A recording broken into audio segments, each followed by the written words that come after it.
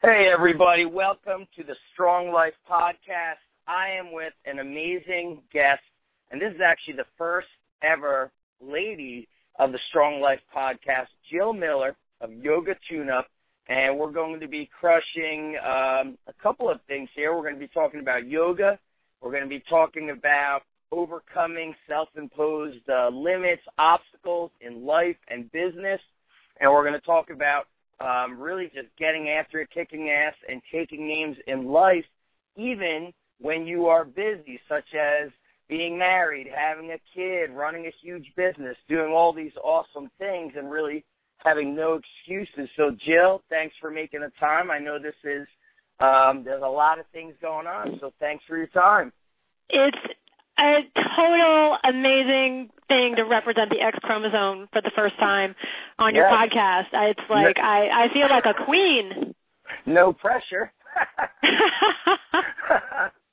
So I came across you the first time, as you already knew. You said you must have seen some of my videos with K-Star from Mobility WOD. And, of course, that is how I came across your stuff. And I've got some of your Yoga Tune-Up balls, yoga DVDs. I'm really impressed with everything that you have going on, the knowledge, and just really understanding, to me, the human body. And, of course, what also impresses me is how you're just really getting after it. You're extremely successful, and a lot of people, when they create success, or if they don't get the success, actually, they say, I'm just too busy. I've got a family. I've got this. I've got that. And you're married. You've got a newborn baby. Congratulations. Thank you. It's not like you're a little bit busy. I mean, you're featured on Oprah. There's a lot of big stuff going on. So let's kind of give everybody a little bit of intro. There's so, many different forms of yoga out there. And I think that when people see that, it's the same as when people follow fitness. They're getting confused. They don't know which is the right one for me. I want to just hear about kind of what got you into yoga and why you're such a strong proponent for yoga, and why it's really okay for women and men. It's not just something for the ladies. Wow. Well, it's a little confusing. I am not necessarily an advocate of yoga. I'm not a spokesperson for yoga as a movement form. In fact, the reason why I call my program Yoga Tune-Up is because yoga, frankly, needed to be tuned up. There's a lot of things super wrong in the way people are practicing in groups and on their own. The misinformation, and I don't have a list, but the misinformation around the history of yoga, its age in the sort of greater movement scope space. And frankly, what we see and what I see is that yoga has actually crippled many of its devotees in terms of the tissue damage that it's doing. And, there's no art form that you can overdo and be successful at. You just have to respect your body's tissues, its capabilities, the biomechanics of the human body. And unfortunately, in the yoga space, there is so much myth surrounding a spirituality or planes of higher existence that you can get to if you can attain certain poses or postures. And I had to step back after I saw what was happening in the bodies of my students and in my own body. I would wake up and listen, I started practicing yoga when I was 11 years old. I found my teacher, which of course in the yoga space, a teacher is just a huge part of your ability to grow as a student. And it's the equivalent of having an awesome coach like yourself. And the teacher I found is still to this day one of the most unbelievable human beings on the planet. His name is Glenn Black. He's hard to find. He's a recluse. He's a master of the human form, and also had just extraordinary range of motion, and dedication to his practice. So I found him when I was 19 years old, and this very old school mentor-mentee relationship, and I was able to catapult my practice with him. Now, that being said, some of the places we went were to very, very extreme places of mobility, things that are abnormal and shouldn't probably be done by most human beings. And in retrospect, maybe potentially I possibly shouldn't have been holding certain poses as long as I did, or wrapping my legs around my head and standing up. And, all of the uber contortion-y things that you see that make you go, ugh, when you see pictures of people doing yoga. But the other blessing of working with Glenn, in addition to these really cool contortion-y things I got to do, was he's just phenomenal knowledge about the anatomy of the human body and also treatment strategies, body work. And so I learned hands-on techniques from him from the very get-go. And those were the saving grace for my own body. God, there's so much more to the story. I'm trying to just wrap the yoga thing into understandable pieces for your community. But I think the bottom line is that understand that the yoga space is not necessarily a refuge for people who've overdone it in weightlifting or overdone it in ultramarathoning or what have you. It can go very, very, very wrong. And the fundamental thing is you've got to learn the human body. And the Yoga Tune-Up programming teaches you that in a really accessible way. Right. A lot of the people listening to the Strong Life podcast are pretty aggressive athletes or weightlifters and CrossFitters, so they likely have a good number of bumps and bruises, and we're kind of looking for what should I do to help heal my body? And the tough thing is, like I mentioned earlier, just like in fitness, it's very hard for people to know where to go.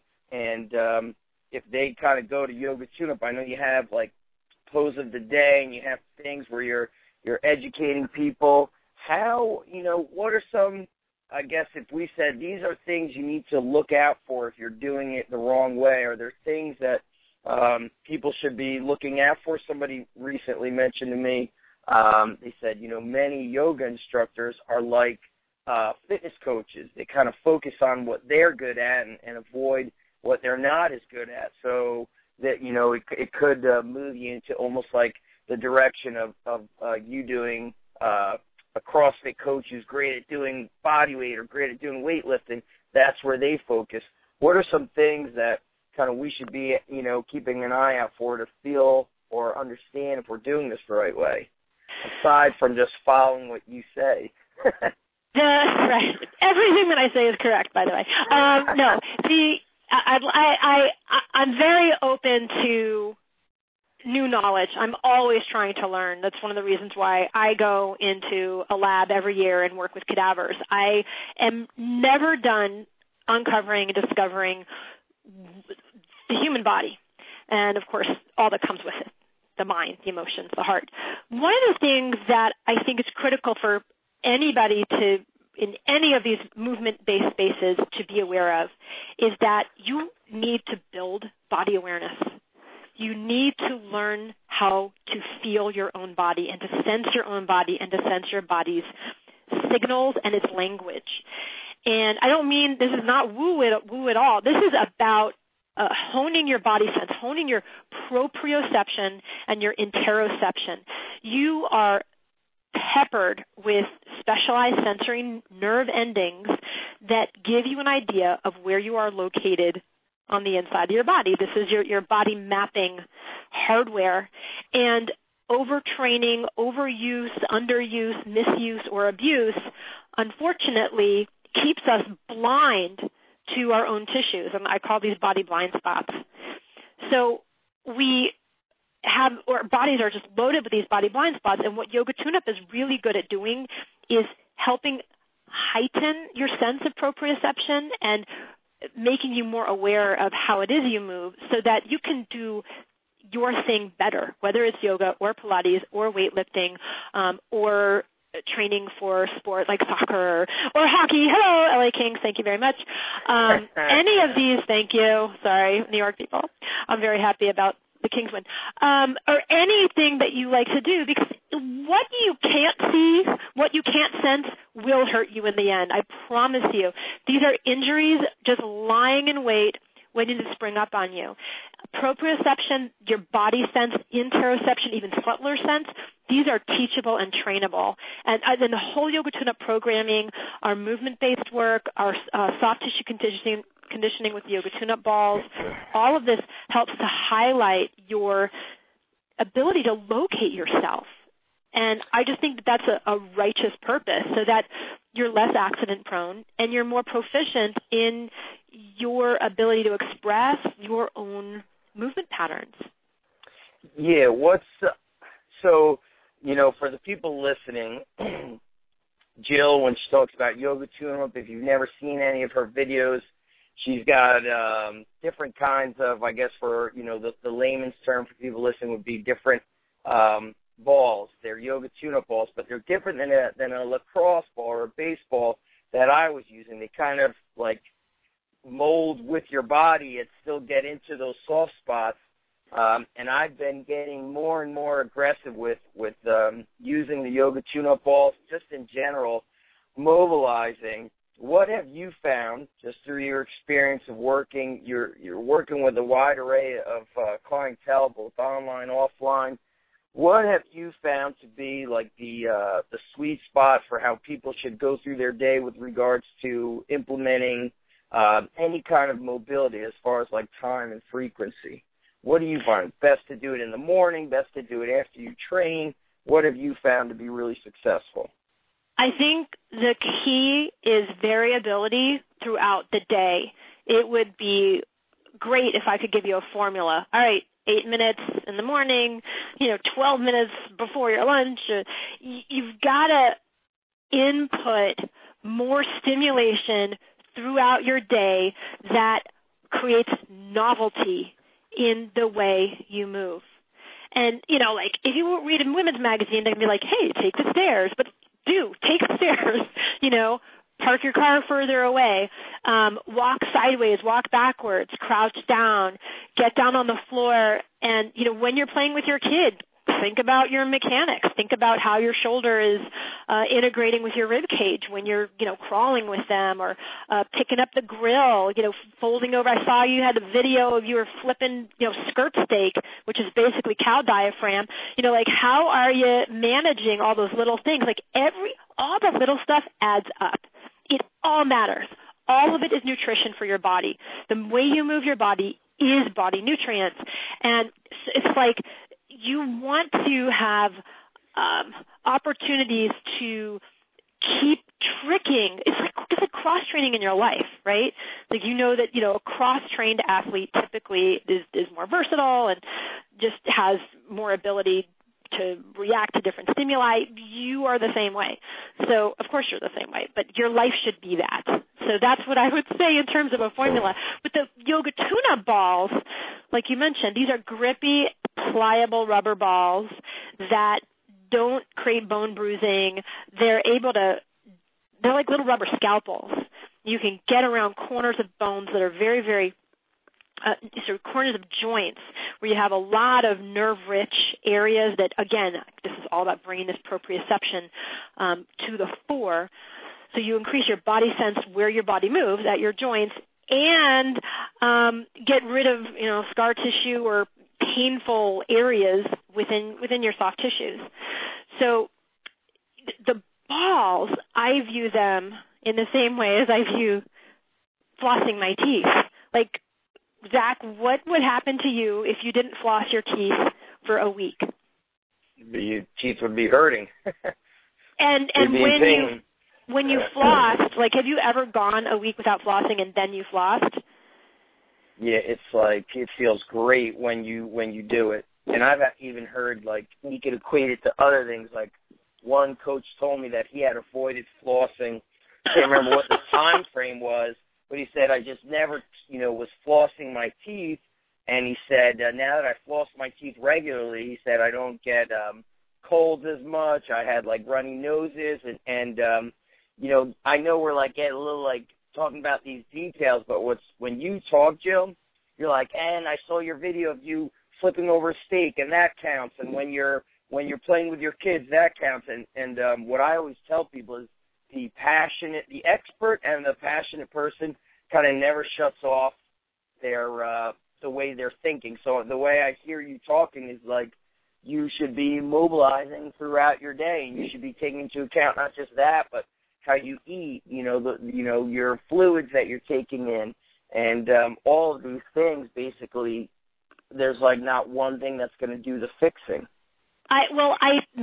To me, movement is hygiene, and the yoga tune-up balls are the dental floss of that sort of hygiene program, right? If you don't floss, you get sick, your gums bleed, your teeth are joints, right? The gums are actually a specialized muscle around those joints, and when you get into the nooks and crannies that you're not getting into with your fitness practice, by using a tool like mine or somebody else's, but just do it, use a tool, you're going to improve the well-being of your tissues. Your tissues are going to be able to drink the fluids that you're bringing in.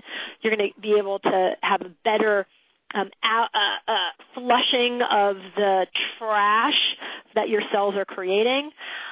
Oh, my God, your ecosystem just gets so much healthier, and then you crave it. I crave flossing my teeth at night. My God. Your body is an ecosystem. That is the best. That is truly the best. That is like the best, I guess, metaphor I really ever heard about what the body is. And I think it's tough for a newbie to get that because their body, if they never really exercise regularly, they're not creating that as much scar tissue as somebody who is moving a lot. And it's cool to hear how confident you are in everything that you say. And I guess like what I would ask you is a question that comes up my way so often, or I guess like a circumstance is, we've had a lot of women come through my certification, and they're very knowledgeable, but you have a type of confidence that anybody could learn from. And obviously you're super knowledgeable, but I've seen many women not as, they just don't have the confidence. They have the fear of putting themselves out there, even though they do have great knowledge. Why did you, or what inspired you to take probably teaching a few students and classes to sharing and trying to make a change in the world? How did you get the confidence, and what inspired you? I saw what I did work. I saw the impact I was having on my students. I saw lives changing.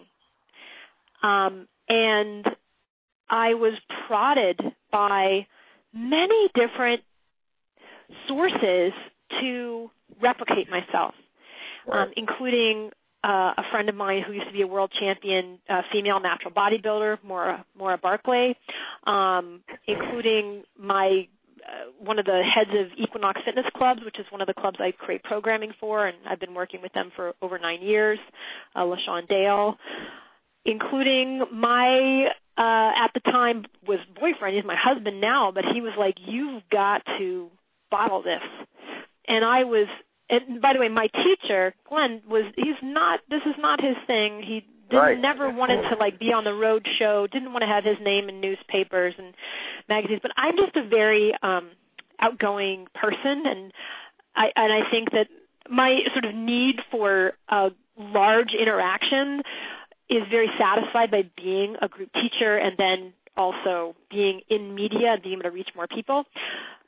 But I wasn't into the idea of like creating a teacher training manual and saying this is the way, and roaming around and saying this is my thing and trademarky. Like I did actually have a lot of internal resistance to that myself at first, but the recognizing how the people who were asking me to do it, how their lives had changed because of my work, I realized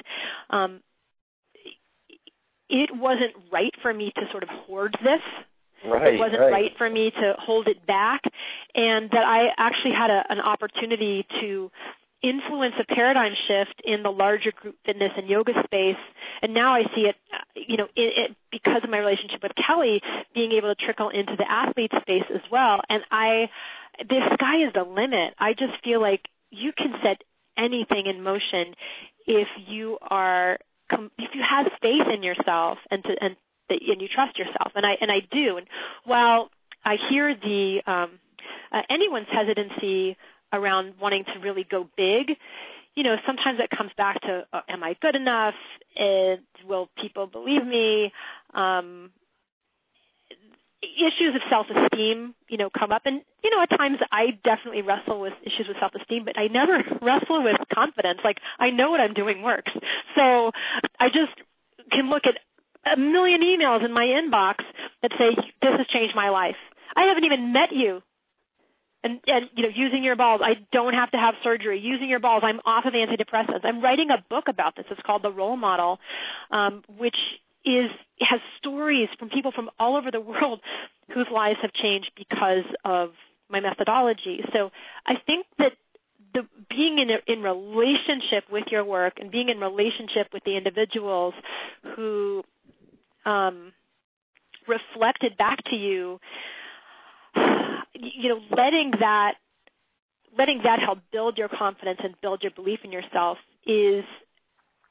I think it's noble. I really do. You're here for a reason, and if one of the reasons you're here is to serve people and to serve people's health, do not hide and do not hoard that information just for you and your few clients. Share it. Yeah, I think that's huge. I guess like you've been around successful people, so you get the abundance mentality. You didn't say, well, I shouldn't really put this information out there. There's so much stuff like this, or somebody already did something like this, and you get that internal resistance. But you found a way to basically say, listen, these people are telling you to go for it. But it does take a lot of work, obviously. Oh, my God, it takes so much work. You've got you have a highly organized website. You've got the great web presence. What are some resources that you look to or maybe books that you've read that gave you guidance to basically shortcut your way through the typical mistakes or mistakes in general? Well, one, I am very blessed that my business partner, Robert, is also my husband, and he is just a marketing genius. Nice. Listen, when we were dating, and right. I wouldn't let him come to class. I was like, I don't want you to be my student. Like, just the whole, you be in your thing, I'll be in my thing, and that's what it's going to be. But he's an entrepreneur, and awesome. My God, he likes starting companies. I mean, he's crazy like that. And he was pretty much at the end of a life cycle of a company that he just felt he wanted to have an impact on the world. He wanted to contribute to the world and didn't want to sell ads anymore, basically. And when he saw what I was doing, because he was already planning creating another company, but when he finally came to one of my classes 6 months in, and 3 hours went by and he never looked at the clock, he's like, oh my God. And along the way, he had given me pointers of, you should package the DVDs that you have, and you should package them with privates and this and that. And I was like, what? I just didn't understand any of it. Our first date, he was like, you're an entrepreneur. And I was like, what's that mean? I didn't know the meaning of the word entrepreneur. I'm really smart too, but I just the whole business thing. I didn't know that I was doing that. I had created 9 little mini DVDs. I was teaching workshops around the country. I'd been in magazines, but I just didn't see myself as that. And then so he just stoked it. I feel like I've been in business school, being with my partner. Right. We also. I love Shark Tank. We're obsessed with Shark Tank. It's awesome. That show's awesome. It's awesome. And a lot of the business skills that I've learned have been through just the honest communication I've had with the number of vendors that I deal with, the number of studio owners, conference directors, the students who literally, purchase my programming, the teachers that I mentor, I feel like I've learned so many business skills on the fly and through making a lot of mistakes, through, oh my God, the mistakes I've made, the tone I've had in emails, or the learning is painful, but my God, I've learned a lot in the several years that we've been running this company. And now we actually just downloaded this huge program, the guy who runs Success Magazine. Yeah, Darren Hardy. Yeah, so we're trying to make our way through that program. Right. I love the talent code. Yes. I call myself a blonde entrepreneur because I have, blonde hair. So I've embraced it, and I'm definitely looking to continue to improve my own leadership. And I really enjoy marketing. When I met my husband, I wasn't even on Facebook, and he forced me to get on Facebook. And so it's been a he really had to push me. I had a lot of resistance, but man, have I gone to the other side. I just love it. And I love coaching my teachers to be more successful. And everybody's making a great living. And there's nothing more gratifying than to see them succeed. Yeah, because of, the tools that I've shared with them. It's awesome to see when, I think there's nothing more awesome than when you, it's so cliche. They're like, do what you love. And I know that that's not always the case, but when you are super passionate about something that changes lives, and then like what you said, it's basically when you are a good listener, when you listen to other people, you learn. You learn what they want, you learn what they don't want, and you guys pay attention. Like you and your husband watching Shark Tank, the ability to learn is out there everywhere. And you guys are, you invest your time in watching Shark Tank. You invest your time in going through, a success training course with Darren Hardy. That guy's amazing. So it's, investing time. I want to close out with this because I know you have a million things going on. You have a trip coming up. You are, as people are listening, for those that don't know, now they're hearing, like, you've got a lot of stuff going on. You're like you just mentioned, you're married. You're running not just an online business, but you do a lot of traveling. You consult for major companies. There's so much going on, and now you're also a mom. Give us just a quick rundown of how you are organizing your day to basically control your time and be successful, if you could do it in a few minutes. Oh, my God, that's the meanest question you could ask somebody who just had a kid 3 months ago. That is the meanest question, Zach. Oh, my goodness. I'll tell you how my time is working. Give us what's a tip? A time control tip. Especially for your male audience, because I've got to be honest, my time management right now is called nursing every 3 hours.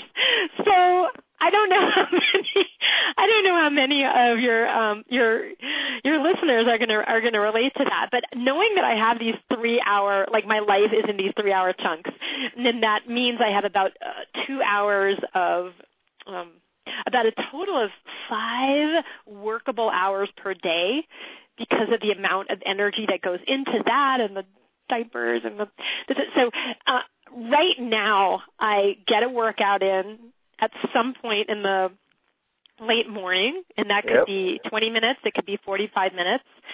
Every workout always involves soft tissue conditioning with a yoga tune-up ball, so I erase pain and condition my body for movement. I do lift weights. I'm super psyched to be able to do deadlifts and pull-ups and stuff like that. That's right, a yoga person who does that because, well, I needed strength. I was too mobile. Okay, this is about time management. And then I'm writing my book. I'm in massive edits for the book, and in between that, I'm dealing with a million emails from all the different people in my office, from the people that I'm coaching, the teachers worldwide. Like this past weekend, I had a team in Ireland, a team in Canada, a team in Northern California, and in Texas. Wow. And so I was having to I was dealing with texts and emails from them threaded into, oh, yes, it's Father's Day and the nursing and da-da-da-da, and I'm writing. So that, I don't think it's a very clear, controlled sense of organized time, but I have this little amazing life cycle, this little life nymph, beautiful baby girl, that the most important thing is that I'm there for her, every time she needs to eat. So I'm sorry I don't have a more that's okay. better organizing principle for you. Well, it's funny because I kind of started my business, maybe like a year before, maybe a little bit earlier than that, before our first baby was born, our daughter, and I just learned that kind of like what you're saying is that almost sometimes there is no schedule, and you just got to get things done when you can. And probably one of the biggest things I learned was certain things you just kind of they won't get done, or you have to let those things go. So I basically learned to one of the things that I've done.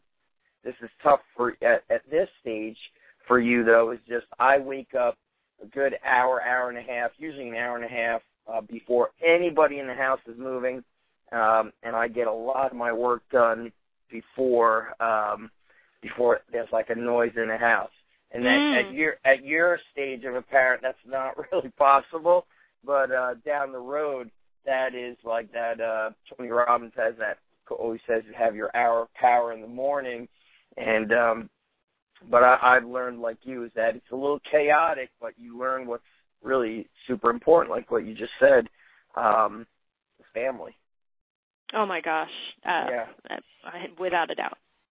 So, and my husband is definitely picking up a lot of other loose ends, and I'm so appreciative of that. But of course, as soon as we had oh my God. But he's such a doer. As soon as I had the baby, he's like, oh, look, we need a laundry room. Oh, look, we need a shed. So he just started nesting too. So it's like, oh, I'm going to birth a baby, birth a book, and having it, we're still in construction. So it's crazy around here, Zach. It's crazy. It's crazy, but it's like when you want something, you just get it done. You got to go for it, and you just can't let anything say this can't be done, because there's hyper successful entrepreneurs with 8 kids, right? And multiple businesses. Oh, yeah. So I just look at everything as a greater opportunity, and having a family. I remember somebody saw me at one of my mastermind seminars, and he's like, man, I feel like I need to have a kid. You're so motivated. I was like, dude, I was motivated before I had the kid. Yeah. I'm even just more motivated now, but almost, as I'm listening to some of the things you say, you feel like an obligation to succeed and to share your knowledge to change the lives of others. And it's there. People can be successful, and there's nothing wrong with being successful. There's nothing wrong with being a woman and sharing your information and being successful, and you got to embrace that stuff. And for all the coaches and just people in general listening, it doesn't matter if you're a coach or not, because we have a lot of different professions listening, but basically from when I hear you talk, Jill, you don't shut it off, and it reminds me of being around K-Star, because you'll be out to eat with him, and he's noticing people's posture, and it's not like we're in a seminar or anything, but he pays attention to those details, and so do you. And I think when you pay attention to those details, it's a sign of passion. And that's how you know you're doing the right thing, and whatever it is that you do. Absolutely. The details are in the details. Don't overlook the details.